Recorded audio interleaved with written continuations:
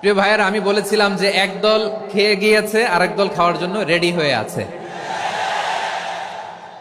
তো এখানে কি আমি কোনো দলের নাম বলেছি?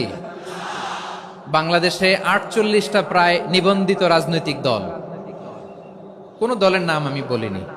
কথাটাকে আমি জেনারেল রেখেছি। দায়ীদের বৈশিষ্ট্যই এটা, দায়ীরা জেনারেলি কথা বলে, যার যেই মেসেজ নেয়ার তারা সেখান থেকে নিয়ে নেয়।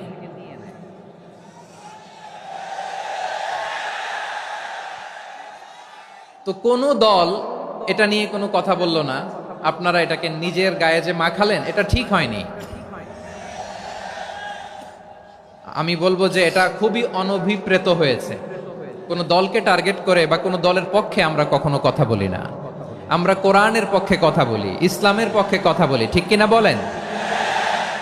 আর এই জাতীয় বার্তা যখন আমরা দেই, তখন যদি আপনি বলেন যে পারলে রাজনীতিতে আসেন, পারলে দল করে দেখান, এটা হইল?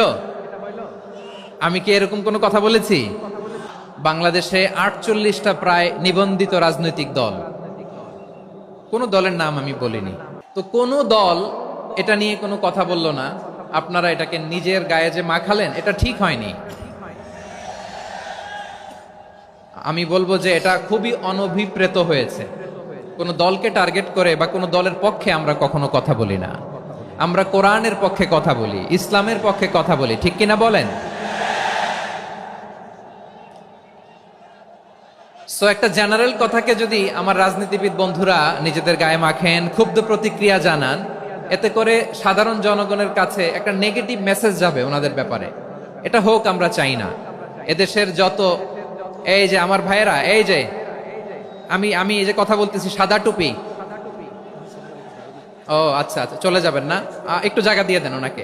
হয় কি, লক্ষ লক্ষ মানুষের ভিড়ে আপনি যদি উঠতে চান খুব কঠিন হয়ে যায়। যদি পারেন একটু বসেন, আর না পারলে ভাইকে একটু জায়গা দিয়ে দেন। আমার দিকে তাকান, এই সিলেট, এদিকে তাকাও, এদিকে এদিকে, ফাইন।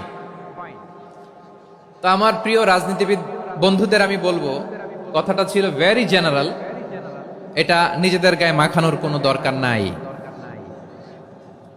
আমরা এই যে এক্সিস্টিং যে রাজনৈতিক চর্চা, এটা থেকে আমরা বেরিয়ে আসতে চাই। আমরা চাই না এদেশে চাঁদাবাজি, দখলবাজি থাক, ঠিক কিনা বলেন? এদেশে কোনো দুর্নীতি থাক, টেন্ডারবাজি থাক, এগুলো আমরা চাই? আই হেট পলিটিক্স একটা জেনারেশন আছে, এই বেশিরভাগ জেনজি অফ সিলেট, এরা আই হেট পলিটিক্স জেনারেশন। এরা পলিটিক্সকে পছন্দ করে না। তো কেন করে না, এর দায়ভার আমাদের আছে না নাই?